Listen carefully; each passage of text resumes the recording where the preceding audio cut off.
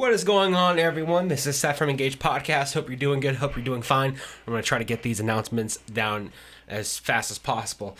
Real quick, wherever you are hearing my voice right now, whether it be on Apple Podcasts, Spotify, Google Podcasts, YouTube, hit that subscribe button if you haven't already. Reason why we want you to do this is because if you hit subscribe, that means that every time we come out with a new episode of Engage Podcast, it's going to be right on your phone first thing in the morning on Thursdays. It's going to be super easy for you. You don't have to find us. You don't have to look for us.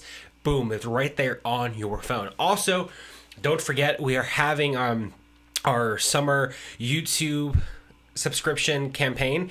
Meaning, if you subscribe to our YouTube channel, and the link for that's down in the show notes, if you subscribe, your name will get put into a random hat. And at the end of the summer, so at the end of August, the end of this month, only a few weeks left, we're going to draw random names out of that hat. And if the person who we pick, hopefully it's going to be you, if your name is picked and you live in the local area, you could be a member of, you could be a guest on our show.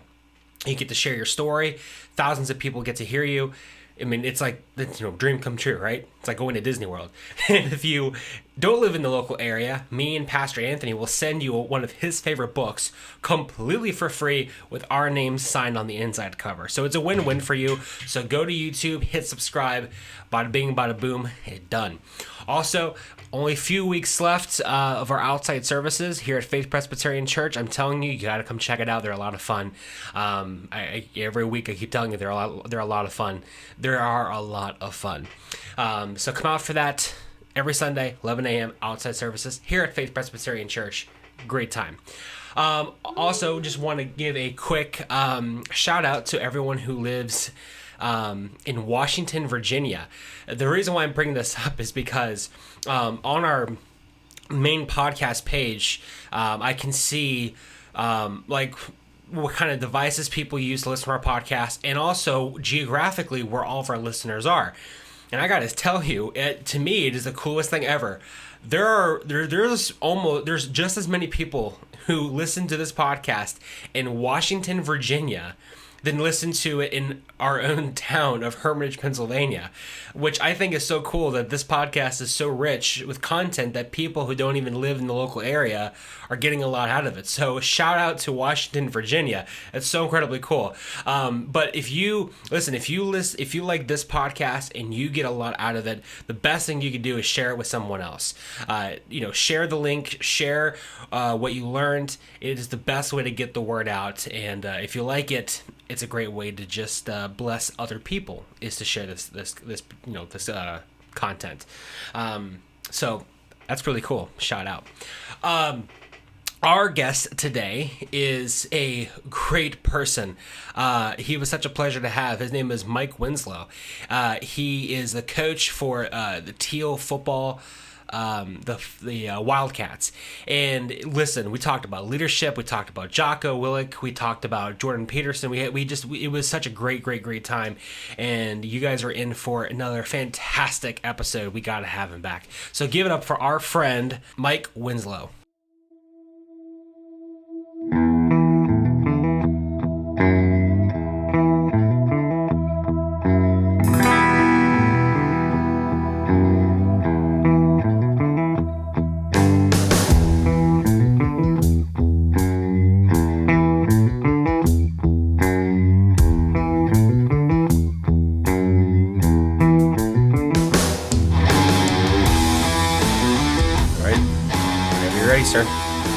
Start? Yeah. Okay, welcome back to Engaged Podcast, where we are continuing our series, our Leader2Leader series, where we take folks in the community who are leaders and influencers and shaking up the world. Today we have the great privilege of welcoming Coach Mike Winslow from Thiel, and he's coaching the Tomcats. How are you today? I'm doing great. Thanks for having me, Anthony. I appreciate it and taking the time out. I'm looking forward to talking with you guys a little bit about your program and a little bit about the community. All right, we all have Seth hanging out over here. Seth, yeah, you're looking chipper today. Thank you. What happened? Do I usually not look chipper? No, sometimes, man. It's a little sketchy.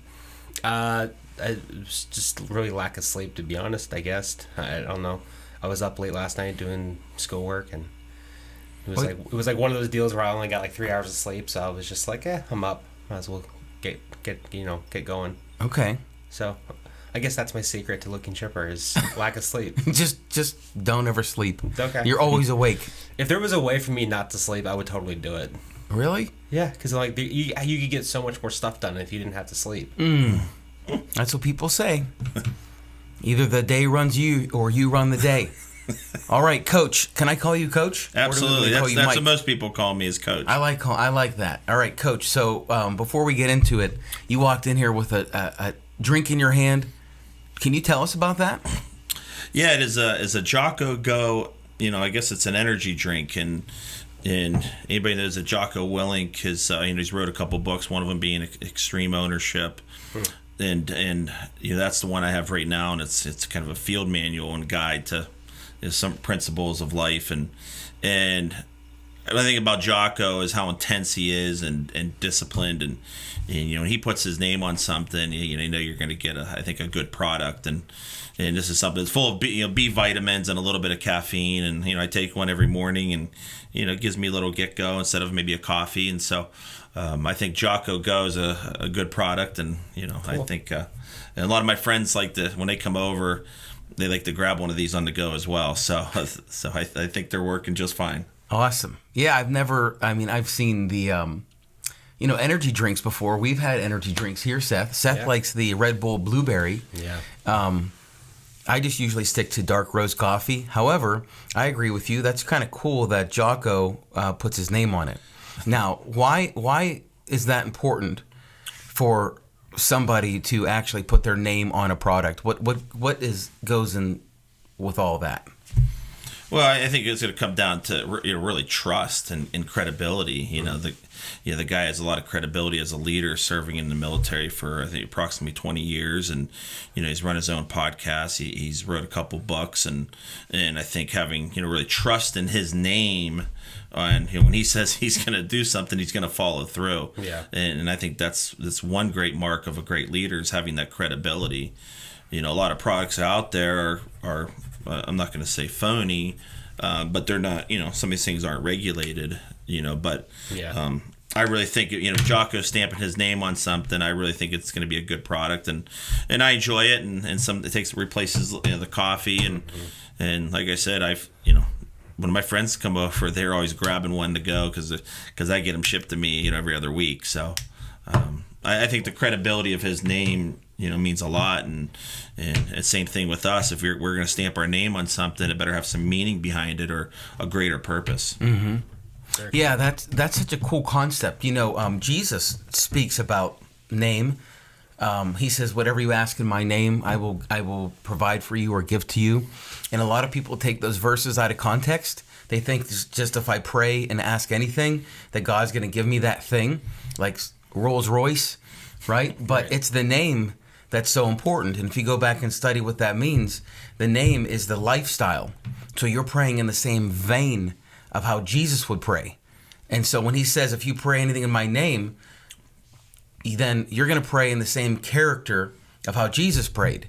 And a lot of people don't understand that. Yeah. And Proverbs, looking at the Old Testament, I think it's 22:1. I think that's the verse. We'll put it in the comments below. But the author says a good name is more desirable than great riches. And it's so funny because at first reading, everybody thinks it's like, whoa, your name. But it's not. The name is your reputation. So your reputation is greater than great riches. And I'm sure we could sit here and swap stories, right? Forever about people who've may have a lot of monetary things, but their reputation is bad, and you don't want to do business with them or live life with them. That's right. Seth and I were actually talking a little bit about this before you walked in about, we're talking about an author, Jordan Peterson, and some of the principles and some I try to live by is really about being the best version of myself and not being so focused on what the other person has or what how big of a house or a car and one example. I mean, somebody's always going to have a bigger bigger house, someone's always going to have a more expensive car. And if you're, for people that own jets, somebody's going to have a bigger jet, So really the focus is try to keep it on, myself and being the best version and doing things the right way, on and off the field to be a great leader, because that can make a longer lasting impact. No one's really going to remember the type of vehicle I drove long down the road, but if we can make an impact like Jesus did, it's gonna last for a long time, and you can leave a legacy that way. Mm-hmm.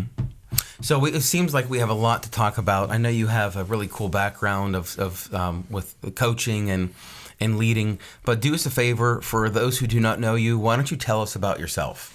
Yeah, I grew up in Mercer County, and I'm very proud of being part of the Shenango Valley. And I went to grade school at St. Joseph's Catholic School, really from kindergarten through 8th grade, and then ninth grade I went to Reynolds High School, local public school, living in transfer, and made a lot of close friends and connections from the Valley, from those days growing up in Sharon and spending a lot of time down here. So some of those connections still last today. And, and a big part of my life was football. And for whatever reason, it was my escape from even tough times. It was the one place where I really felt normal, where I can get on the field and just be myself.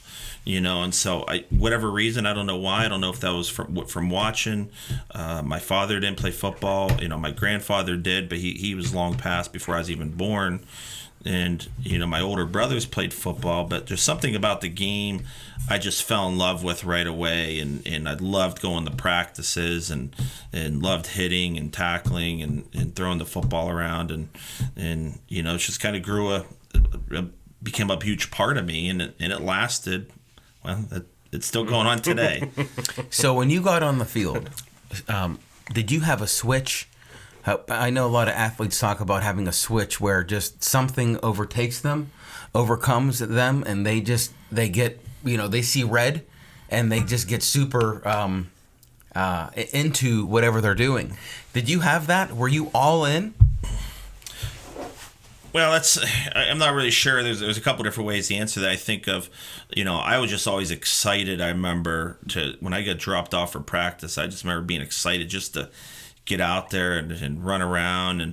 But I did have an aggression side of me that did like tackling and hitting, and some people don't when they play this game. So I don't know if I'd call it a switch. It's just I enjoyed every aspect of the game of football, and not just being with the teammates, but we were going out there, and and I loved hitting and tackling, and I was an aggressive, type player. So when I got on the defensive side of the ball, you could probably say there was a switch there, and maybe a different mentality where, you wanted to hit hard and make the guy feel it, and then pick him up afterwards and pat him on the butt. But it was just a great feeling being on the football field, and through luck or however it happened, even through some adversity, I wound up in coaching because that was never really my intent. Did you play football? I did. All through school? I played in grade school when I lived in Lancaster, PA. I also played in high school in St. Louis. I did not play, which is what I was telling him. I did not play for Newcastle because I like playing for fun. Mm-hmm. And kids in Newcastle do not play for fun. They play for murder ball. they it's like Friday Night Lights. And I just was looking at some of those guys. I'm like, yep, nope, I don't want to do that. But I played for pretty much most of my school, except with the exception of my last 2 years in high school. Yeah. What position? I was center on offense. I was linebacker on defense. Middle linebacker? Yeah. Wow. I loved it. Wow. I loved it. So did you enjoy coach, you're hitting people and doing all that? The thing I loved about sports was I loved the camaraderie of it all. And especially with me as a kid who grew up moving around a lot. No matter where you went, there was a football team, and that was the fastest way for you to make friends. So I like that.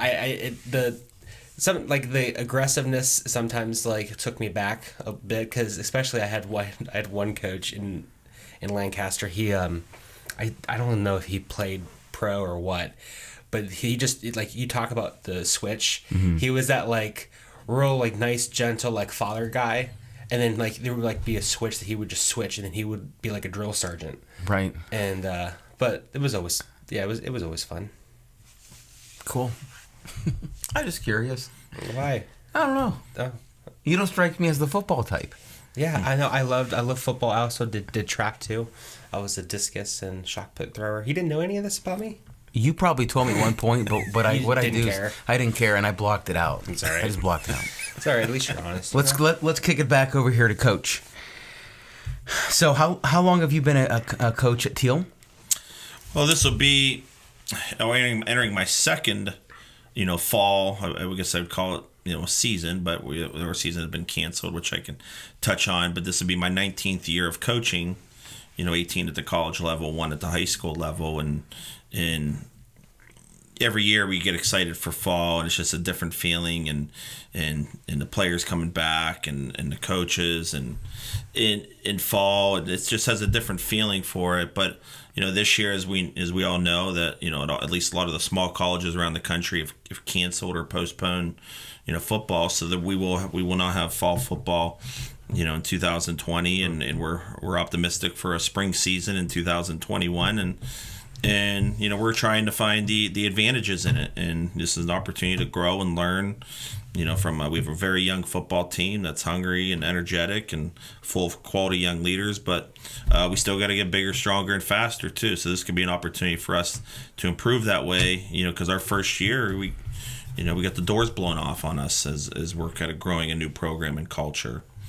Before I got to Thiel, I spent the previous, really 11 and a half years at Albright College out in eastern Pennsylvania, north of Philadelphia in Berks County, and had such a positive and great experience there. Not just with, we had a lot of success on the field, but it was a lot of meaningful relationships that last today. And that's really what it comes down to is building the relationships. Mm-hmm. Very cool. 19 years. You've been coaching for 19 years. How has coaching changed, not just for you, okay, but also just in general? How has the landscape changed over that, let's just call it 20 years, because let's just round up? Yeah, I'd say the kids are different. I'd say they're just as good. They're better. They're tremendous, human beings, and they're stronger and just as athletics, but the way you coach them has changed. Back when I was younger, in the younger days of coaching, boy, you could be really, really tough on somebody and really get after them, and the kids could handle it, and they would accept it. And so they would respond. They would respond. They would respond to it. And nowadays, I think more so they want to understand why they're doing something. Not so much, you could still coach them hard, but they want to understand why they're doing something. They want to, and I believe they want to make sure you care about them first as people. And I think that is important. And I saw that transition where I was, coach guys really tough and they responded, and then somewhere in the middle there was a change where some guys drifted away, and maybe we lost them, or I lost them, and other ones, they start to learn, hey, I got to adapt to this change and help them understand, and once they know you care about them and touch their hearts, then you can coach them any way you want, But that's a really important lesson for us and my staff and it's really hard to get after a guy and him to respond unless he truly knows you care about him deep down. So that's been a big change. So I wouldn't say it's better or worse, but it is an effective way now. And it's football and it's aggression, but we do talk about touching their hearts. Mm-hmm. And this is coach talk, quote unquote. So in other words, there's other coaches are rubbing shoulders, and this is the norm now. Touching hearts and reaching them before they know how much you know. They need to know that you care. Yeah. That kind of thing. So that's the norm. It is, and I even say back in the 20 years ago that was still the same, but the response is much different. So people don't know they don't care how much you know, they know how much you care, and I still think that stood the test of time. But I think more so now, the young men do want to understand, why are we doing this? Does he care about me as a person? And those things are much more important and have moved up the, I would say, how important it is to coach a guy. That's fascinating. You think about it's a football field. It's the gridiron. It's guys getting out there and being guys. But that relationship's so important. So much of what you're talking about is contained in the word and the idea of influence. Tell us a little bit about your influences, kind of who they were, and what are the qualities that were impressed upon you through them. I can even start with my youth coaches. They all had a great impact on me. I had always had maybe it's because I just loved the game so much. I had tremendous respect, and going back to my peewee and midget days, they coached us tough and hard and old school style, and but at the end of the day, and I think back, they did care about us, and they cared about us as people, and we had a lot of success growing up as a young player, and so my football coaches were a big impact on my life, and going up through high school, and Coach Schoaf and Coach Shabetto, who's a superintendent at Reynolds, he was my coach, and Coach Amato, who's been around the area for a long time, and was even a reason I ended up at Thiel College. So my football coaches always had some sort of impact, even the ones I didn't connect with. There was usually something about them that was positive, and probably my biggest influence was my previous boss or head coach and friend, John Marska. He's an Erie guy, and we coached together. I served under him at Thiel College back in our glory days, and then I served under him as an assistant for 11 years at Albright College. And I learned so much from him when it comes to leadership and making an impact and developing a program that's what ultimately helped me get ready for this position. So speaking of leadership, what, that's the buzzword. Everyone talks about it. Tell me what qualities or characteristics, tell us what goes into leadership. When you say leadership, what are you meaning? That's a very good question, and it comes back to defining what does leadership mean. And to us and to me, leadership is influence. Nothing more, nothing less. And that was taken from John Maxwell. And he wrote many books and on leadership, but that's really his definition that we have kind of grown accustomed to. If you have influence, you are a leader. And in our case, we want it to be in a positive way. But certainly in some cases there are influential people that do things the wrong way. So certainly we want to lead them down the right path. And so, but if you have influence, you are a leader. And really, and it comes down to we've developed really building off of John Maxwell, the C's of leadership, and it's expanded to really 5 C's, and starts off with number 1 is credibility, is setting a great example. I always think of Ralph Waldo Emerson's quote, your actions speak so loud I can hardly hear what you're saying. Oh, that's good. It's a very good one. So credibility is number 1. And people can see what you do, and sometimes not always what you say. And so how are you conducting yourself? And so what's so funny is we go back to the very beginning of our show, speaking of putting Jocko, how do you say his name? Jocko? Jocko. If he hears this, sorry, I know he can beat me up. Jocko Willink puts his name on something. Well, what's that about? It's about credibility. It absolutely is. You're going to get a quality product because he would not put his name on that, right? So the first C is credibility. Now, are you going to run through the rest of them? You got them down pat? I would like to. All right, do it. Because this is something that I believe our country needs more developed leaders. And I can make my impact with 83 of them, plus another 7-8 coaches. So I might not be able to do it with millions of people, but if I can influence 85 of them, so we teach these things to our team at a different rate. And the second C is all great leaders they're effective communicators. So we say communication is the second C. But that goes further. It's about communicating in a positive and effective manner. All right. So it's not just communicating and talking to you. It's positively and effectively. And look, if it's just sheer flattery and I'm just giving you all the good stuff all the time and everything's rah and it's utopia, okay, that's positive, okay, but that's not necessarily effective either. So it's positive and effective. So we talk about effective as timing of message. Very cool. So your timing, and now here's how I hear this.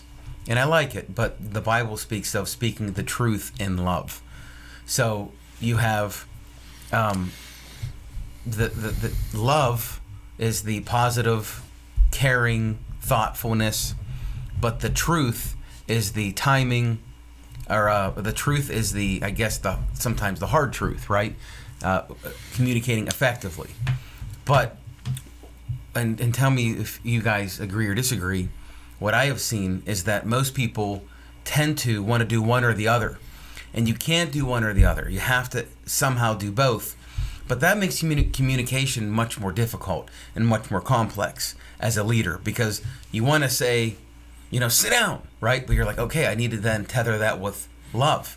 And so it becomes much more difficult. However, and I want to hear your thoughts on this, if you can be the kind of person that's thoughtful, I feel like your communication goes way further if you can bring the two together.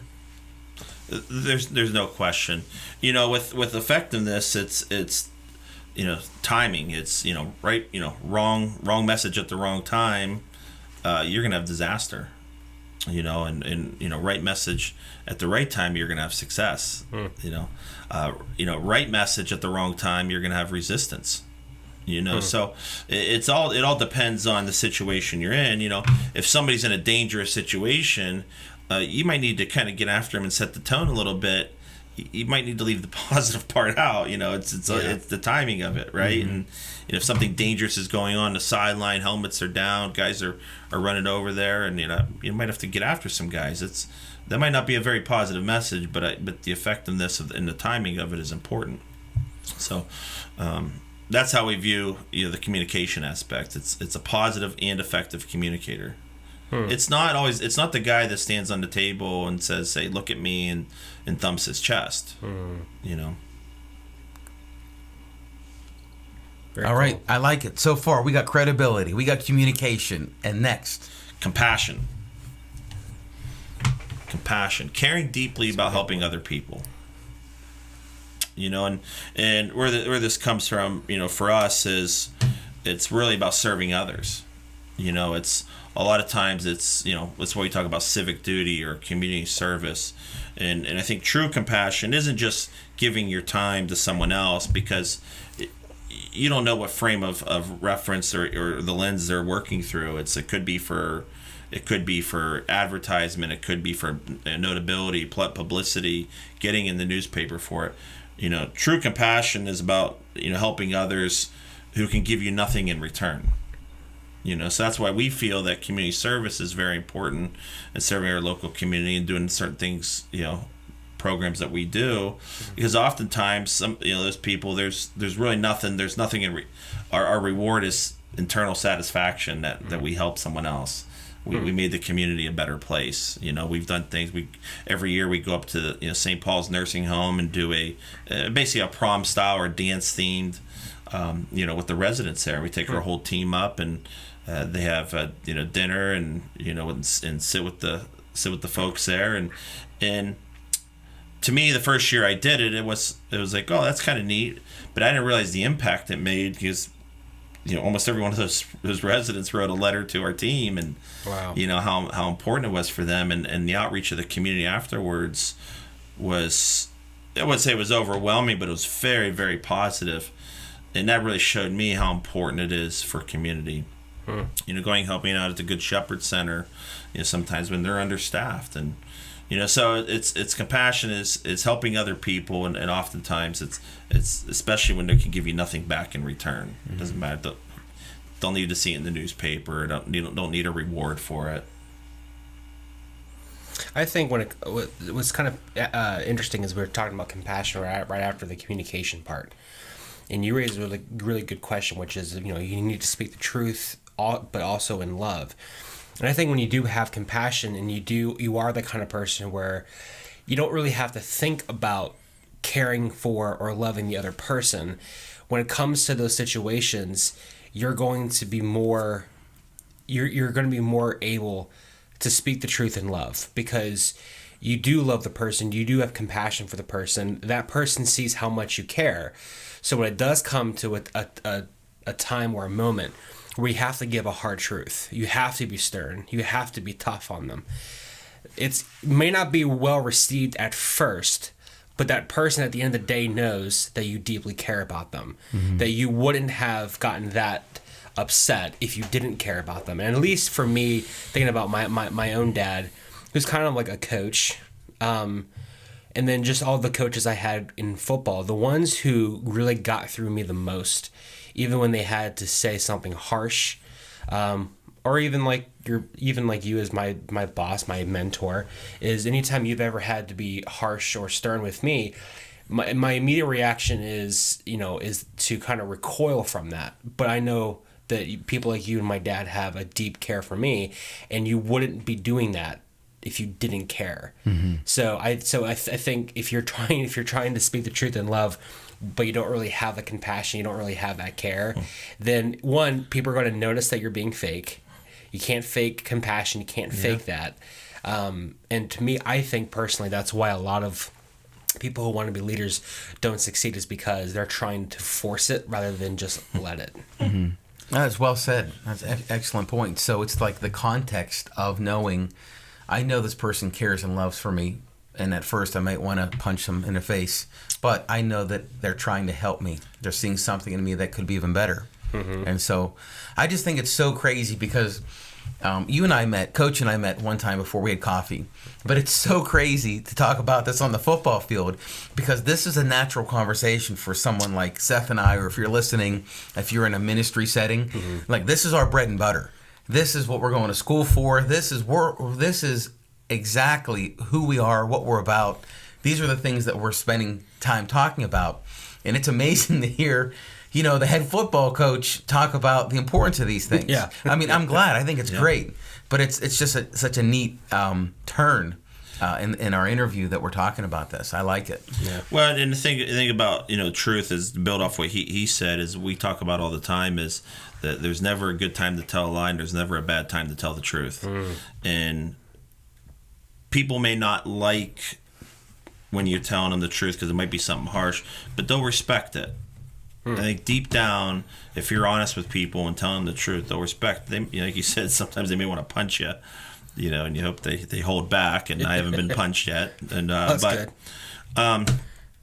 But yeah, I think kind of builds off of your point there with telling the truth, and that comes into, that's one of our team roles. I have 2 team roles, and one of them is always tell the truth. Can you say that quote one more time? Never what? There's never a good time to tell a lie. And there's never a bad time to tell the truth. That's a sermon right there. Well, yeah. I'm going to rip all these 5 points off. This is Maxwell? Yeah, the first 3 were Maxwell, and Coach Marska, my mentor, really started developing the other 2 through and what we kind of really studied in the off season. Got it. And so it's kind of a how do you say that word? Conglomerate. Yeah, of different qualities. And Coach would even tell you, take this through principles of Jesus Christ. I mean, he recruited 12 disciples, and it was a recruit and development plan, much like we're implementing our program. Without going, steering away, because I want to jump into the leadership, but our program plan is called Recruit and Develop. But one of the things that you said is we're really trying to develop more and better quality leaders. So when they go out and graduate 4 years and go on to be productive members of society, they could make an impact in their church, their homes, their communities. I love it. I like you too. All right, recap. So we got credibility, we got communication, we got compassion. The fourth one is interesting because we think in order to be a great leader, you got to be a great follower first. And I don't think you just start leading. And I felt when I became ready to become a head coach is because I was a great follower for several years. I didn't always agree with maybe what my boss wanted, but once we made a plan and made a decision, and I supported it, and whether I liked it or not, and it was the best interest of the team. So I think an important part of becoming a leader is you have to be a great follower first, and by practicing those first 3 C's, that gives you the confidence to lead, because not everyone wants to be a leader. They really or should be. Or should be. So confidence is the next 4. Confidence. Number 4. You had me nervous there. I was like, wait, 3 C's and then F is follower. Like we got to no, it's confidence, But in order to be a great leader, you got to be a great follower first, and by practicing those first 3 C's and becoming a great follower, you develop confidence. And that's really where I started taking off. I believe it was somewhere between 2013 and 16. I think when I developed a purpose and greater understanding is then my confidence took off because I knew why I was here. I knew why I believe I was put on this earth to coach college football. And it's more than just playing the game. Yeah, we're going to go out. We're going to strive to be a championship level program, and we'll get there. But if we're not creating better leaders and young men that are going on to doing, then championships do not matter. Rings do not matter. So these are some of the qualities we're teaching, but confidence is an important one. And then I'll jump into the last one real quick because this is one I think I need to most work on, and most leaders probably do, but I guess I could only speak for myself, is the consistency. Consistently practicing these other 4 C's of credibility, communication, compassion, confidence, being consistent. Is when you're consistent, people are going to trust you. Just thinking about the guy walking down the hall, and one day he says hello, the next day he says hello, then the next day after that he either ignores you or says something vulgar to you, and he was inconsistent. You're not sure what you're going to get out of them.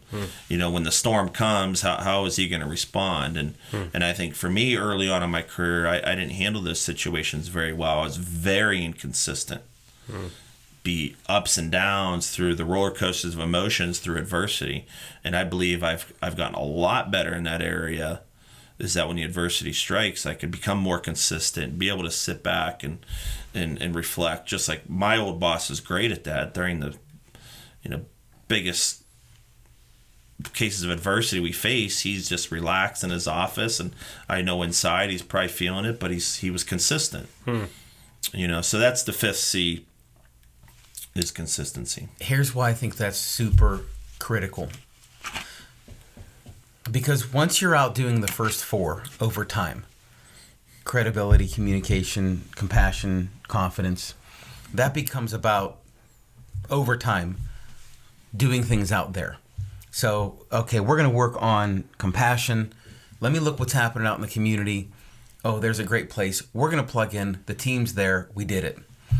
5 is important because that always circles back to you as the individual, and it's about self-reflection. It keeps you accountable. So I think that's super important because as a failing of leaders is that you're always focused out there, right? And I know Gandhi said, be the change you want to see in the world, right? It starts with you and ends with you. And so you're now taking credibility, communication, compassion, and confidence, and you're saying, am I those things? Because we have a tendency, it's just natural when you're working with others to try to continually develop these things in others, and we forget about ourselves. Whereas the last one, I like that it's built into the 5. It's not 4 things and then, hey, by the way, guys, we need to think about ourselves here. It's literally built right into the 5 C's. See, I'm already prepared for my sermon. I got it ready. I'm locked and loaded, baby. This may be a 2-week series. I'll be quoting Coach Mike. You can just come here and stand in the background. I'll say, what was the third C? What was the third C? But, I'll quiz, especially our upperclassmen, our leadership council, I'll quiz these guys on it, and a lot of times in front of recruits and parents, because it's that important. And the older ones get it, and they can recite them, and but when they really start living them, that's where you're really going to see a lot of success. And we do have some really tremendous young leaders who are doing things the right way, and that's going to help our program through this adversity we're facing. Let's call it now. A lot of these young men have never had a fall without football since they were in the single digits, 7, 8 years old. Yeah. And some of them are very, very upset and frustrated, and we're going to try to make this our advantage. And a big part of it, not just going to fall on me as a leader, but my leadership council consisting of 8 young quality men who are going to help serve their teammates and help us ride through this storm, that we're going through, because this is a big part of their lives. Mm-hmm. It's kind of to bring up Jocko again. Jocko has that it's like a little clip from one of his podcasts. It's called Good. I don't know if you've ever seen it. Yes. So when you were talking about that, we can't play football in the fall. Good. We have time to develop, but I just watched that video again last night. That's such a good video, especially for our time right now. Could you tease that out? I have not watched it, but I'm guessing some folks out there, just if you can briefly just tease that out. Like, what is that about? So I'll put the link down in the show notes so people. It's well worth your time. It's just a little clip, and it's basically him talking about the fact that at one time one of his employees would always come to him with a problem, and Jocko would always respond with good. And it got to the point where this employee of his or coworker, whoever it was, got frustrated with him. He said, "Why is it every time I come to you with a problem, you always respond as good?" He said, "Because no matter what you go through, no matter what you experience, if you can say the word good about it and find the good in it, then that means you're still alive. That means that you still can push through." So he gives some examples. He's like, didn't get the job you wanted. Good. You have time to find something else that's better suited for you. Didn't get the equipment you wanted. Good. You can find something that's better. Something tragic happened to you. Good. Now you can use that as your story to help other people. Yeah. So just when you watch it, by the end of it, you feel like a freight train because you begin to realize there's really nothing that can come our way that we can't somehow look and say, good, I can use it for something else. And isn't perspective so important, right? Because good, yeah, you're still alive. Maybe that wasn't the best thing to come your way. So maybe there's something better. Or, one of my lines, and I think it's Jim Rohn that says this, don't wish it were easier, wish you were better. Yeah. And so it puts the burden on you, right? To say, okay, how could I have changed things, or how can I change things going forward? And I could attest to having that attitude has made me better in 1,000 different areas. That if I didn't have that attitude, I would never be where I'm sitting right now. But self-reflecting and having it start with you. How can I tweak? How can I get better? How can I change things? It's so important. We talk about the two things that we can control all day, every day, is our attitude and our effort. Having a great attitude through the face of adversity, through tough times, like he said, finding the good or the silver lining. Hey, we don't have a football season. Good. We need to get bigger and stronger. We're so young. This is a great opportunity for us. Effort. I mean, really, if they're running a race or getting time, I could tie their arm and leg together. They can still give great effort. It might not be as fast. It might not be the most efficient way. But these are things that they have internal control over. Their attitude and their effort. Attitude and effort. I heard a sermon once, and I don't remember exactly the exact details, but I'll never forget the sermon title. The sermon title was called In the Meantime, and it was based off of when Jesus died and resurrected, and his disciples were out fishing. It was something like that, and I don't remember exactly. This is when I was like a senior in high school. And the preacher kept on saying over and over and over, it's what they did in the meantime. Like, they didn't know Jesus was, I think it was when he was cooking fish. And they didn't know he was there. And he kept on saying, it's what these guys did in the meantime, from the time that he died to the time that he rose again. And he kept on hammering that point. It's in the meantime. It's in the meantime. Well, in the meantime of the cancellation of football, you can control your attitude and your effort. You can get bigger, faster, and stronger. We kind of took that approach here. That's why we're sitting in this studio. This whole thing was a new vision. One thing led to another, and we just piggybacked off of ideas and kept running with it. We had a supportive church and a group of elders, and we made it happen. We did. It's just the meantime. What can you control? You hit it right on the head. Focus on things you can control. If you focus on things you can't control, you're going to drive yourself crazy. You're going to beat yourself up over the little things. So that's what we talk about. Focus on the process. What do we got to do to get better today? Why are we so worried about tomorrow? Why are you worried about next week, the month after? There's nothing wrong with having a vision and planning ahead, but what do we got to do to get better today as a person or a student or a football player, or even to be a great teammate? and be better tomorrow. And you've heard me say this before, Anthony. I said, be the best version of yourself today. Yeah. And then tomorrow, change your best. Don't stay the same. Every tree on God's green earth is either growing or dying. Not one of them are staying the same. And it's just, so are we. So we're either gonna get a little bit better today or a little bit worse. We're not staying the same. That's for absolutely certain. Yeah. One of my favorite TV shows of all time. Try to get Anthony to watch it. It's called Peaky Blinders. I don't know if you've ever watched it. I've heard of it. I've never. So the main character, Tommy Shelby, I guess he's historically a real guy, but in the show, it's like no matter what anyone does to him, he always comes out on top. Like it does not matter. Like every time you think he's been defeated, he comes out on top. And I watched a YouTube video. It was about like why is Tommy Shelby so incredibly smart? And when they broke it down, and it was life-changing for me, was they said it's not that he's one step ahead of everyone else. It's the fact that everything that happens, he uses it to his advantage. So everyone else, when something bad happens, they feel like, okay, I'm defeated. This is the end.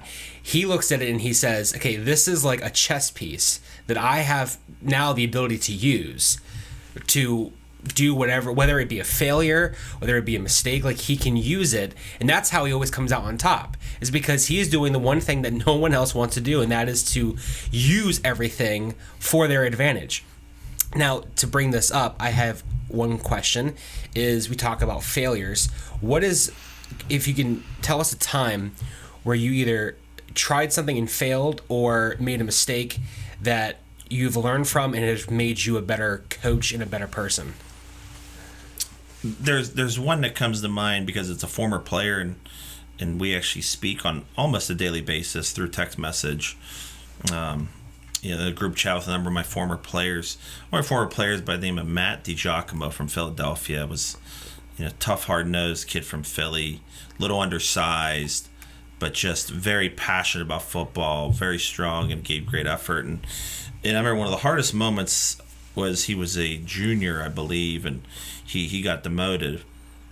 And I took that old school approach, and I remember bringing him to my office and really sitting him down and demoting him and looking him in the eye and telling him the truth. And I think I could have been more compassionate as a leader.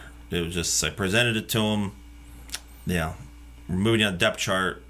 You got to get better here, and he was visibly upset, and I'll never forget it because I'm sitting in my office, and I didn't take into account what he's going through. I didn't put myself into his shoes, and he I don't know if he would ever quit, but I did lose him for a few days mentally, maybe even a few weeks, where I think I could have done a better job really lifting him up and leading him a little bit better.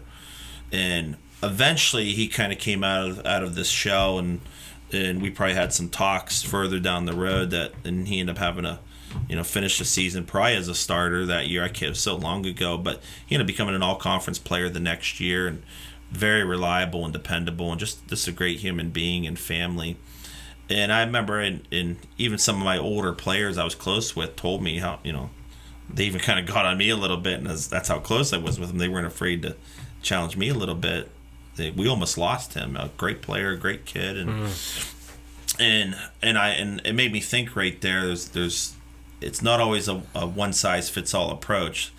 I don't have to just glare at every guy in the eye and tell them you either got to get better or you're not going to play. I got to be a little more compassionate in certain situations and help them understand what you got to do to get better. And thankfully we didn't lose him because he was an important part of our team's success. And he ended up finishing, and I love the guy to this day, and we talk or communicate on almost literally a daily basis. That's cool. For the last 7-8 years. And that's cool. And but that was one, but I almost dropped the ball because he's a great human being, and you forget about him being a good player, but the situation I handled very poorly. I didn't cuss him out or anything, but I didn't show enough compassion for the situation that because he loved football so much. Taking away a young man's starting job it's probably a lot like a breakup. Very hard and like very brokenhearted and upset, and And because of great character, I mean, he responded in spite of me, and he ended up finishing the season well and became a full-time starter and was an all-conference player the next year. So that was one instance that really jumps out at me right away. And so I have one more question, and that is, so if, let's say you if someone came up to you and they wanted to get into the field that you're in, and they're looking at you and they're saying, I want to do what you do, what advice would you give them as far as how to get there, what not to do? What would you tell them? If they don't feel it in their heart that it's a calling, really making this, growing up and loving football all the way through, I thought maybe I would coach high school football possibly, but I knew I'd have to hold some other position, such as a teacher. I didn't know till in my early 20s, that I could actually make this a profession. And it really kind of took me looking at corporate America out of college. I was graduating, I looked at the world's largest IT staffing firm, and my brother had a connection there, and I really liked the company, and they were young former athletes, and they made a lot of money, and I was, this is pretty cool.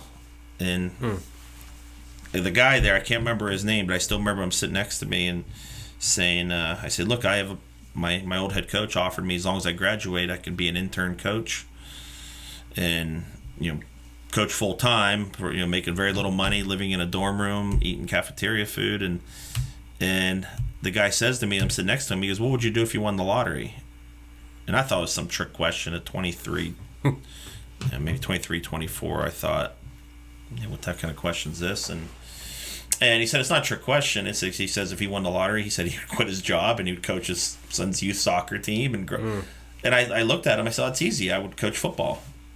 And I kind of had an aha moment, and I wanted to leave right there. I said, I knew right then and there, I want to be a college coach. I want to make this a career, and it's been more than that. It's been a profession. I'm an educator. It's just, my classroom is 120 yards long and 53 1/3 yards, wide. As I'm educating these young men, and I'm just using the game of football to teach some of these principles and life lessons that will last a lifetime.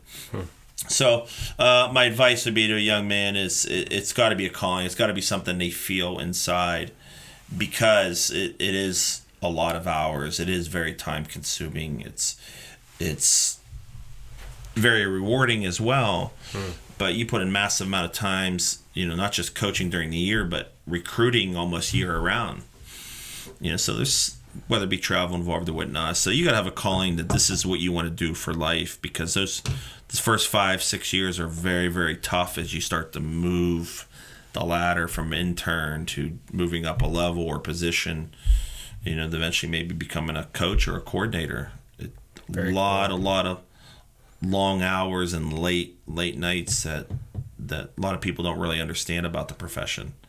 Very rewarding, but a lot of work that goes into it. Two quick questions, two really quick answers. All right, give the audience historically one coach and currently one coach. Just give us some names of who just were the best. They excel. They're just the pinnacle professionally.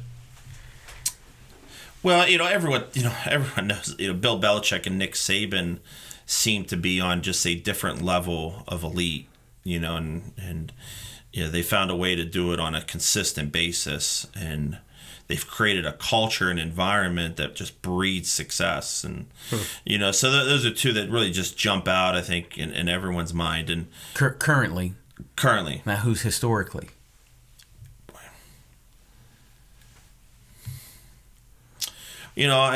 Historically, I kind of jumped to maybe one of my kind of, he's really an assistant for me now. I served under him, Coach Jack Leipheimer. Coach Leap is a Thiel alum. He actually coached my brother in college at Allegheny, and Coach Leap was a longtime assistant there. Had a lot of success, won a national championship, recruited and coached my brother for 4 years, who had a great career, and then Coach Leap came to Thiel, and that's when I started coaching, was under him. So I learned a lot of great principles and values under Coach Leap, and Coach Marska, who's currently coaching. So we had a lot of success at Thiel in 2005, and then Coach Leap coached a few more years. Retired, became the athletic director, then retired. And then when I took the job, I went right to him to see if he'd want to be any part on my staff, whatever he wanted to do. So historically, I don't have a lot of reference or understanding of maybe some of the backgrounds, but Coach Leipheimer is certainly a big one. Awesome. For me. Anything you'd like to leave the audience with about yourself, or just general principle, or the Thiel Tomcats? Yeah, I do. I want to, I'm going to talk a little bit about myself a little bit here, because, there was a point, maybe 10 years ago, 8 years ago, I wasn't sure what direction my career was going, and, maybe you didn't, have quality leadership skills and doing the right things. And once I found my purpose and understanding, like, why am I here? And I think oftentimes from, those young kids from 18 to say 25, they don't really think of it that way. And maybe some do, more so now, but really finding your purpose is important in whatever profession you're doing or choose to go. Because once you understand your purpose, boy, things really accelerate and take off. You stop worrying about external factors. You stop worrying about things outside your control. And I can't remember what year and when and how it happened, but I finally developed what is my purpose. And I said this to you before, Anthony, but it's real simple. I define it as basically my own purpose and a mission statement. Teach, motivate, strive to be the best. That's it. Teach, motivate, strive to be the best. Teach life lessons through the game of football that has made a tremendous impact on my life. And I want to motivate and inspire action in the people I choose to lead, and then ultimately, be the best version of myself. I'm expecting my players to be their best and change their best on a daily basis. Well, I better be my best. So it all comes down to my teach, motivate, strive to be the best. And once you understand your purpose and why am I here, and it's not just to coach football, it is a part of it, and we want to do things the right way, and we do want to have success because we want to show that their hard work means something. But it's greater than that. It's one story I told is boy, it had to be 2018, I believe. I was at the wedding at two former players I recruited a decade earlier. Marty Reinhardt got married to Christy, and a month later JT got married to Paige, and these are two quality young men that are dear friends in my life that I recruited. And I'm sitting there and I'm like, this is what it's about. These guys they had a great career on and off the field. They were great human beings. They met great people who are now a big part of their lives, and I had a hand in that. And I'm like, wow, this is bigger than just playing football. Yeah. So once you understand your purpose, then I think you can really focus on developing yourself. I really do believe that. Cool. Well, I know that we both appreciate you coming out. Listen, this is Coach Mike Winslow at the Thiel, coaching the Thiel Tomcats, and we are thrilled for what's going to happen there. We know great things are in store on and off the field, and we're glad to be your friend. Hopefully you can come back. This is Anthony Claditis at Faith Prez signing off for another week of Engaged Podcast, Leader to Leader, and we look forward to seeing you and talking to you next week.